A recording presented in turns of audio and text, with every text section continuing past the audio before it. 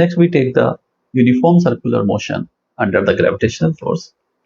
Uniform circular motion means that body is moving on circular path with constant speed, and the gravitational force is acting as the centripetal force required for circular motion. So we take first case that a body is moving around the earth on a circular path. At the center, earth is there, and body is revolving around the earth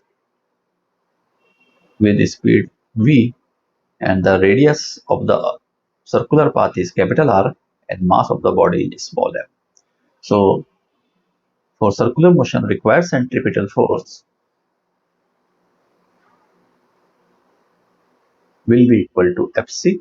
This will be mv square by r, and because we know that v equal to omega r, this is the relation between the linear velocity and angular velocity.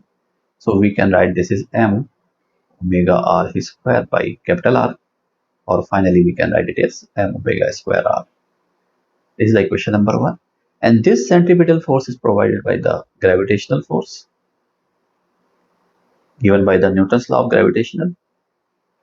And this is g mass of earth into mass of body and distance between them, that is r square.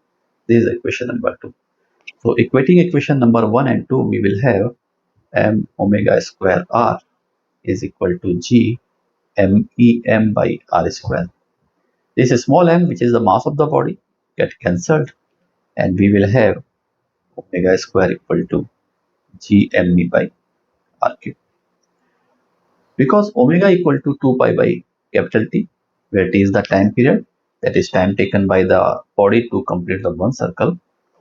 So this implies that we will have 2 pi by capital T whole square, that is equal to g me by r cube, or we can write it as T square is equal to 4 pi square into r cube by gme. Here 4 pi square gme is a constant term, therefore we can write T square is proportional to r cube, or it can also be written as T is proportional to r raised to the power 3 by 2, which is the Kepler's law of period, that is the third Kepler's law.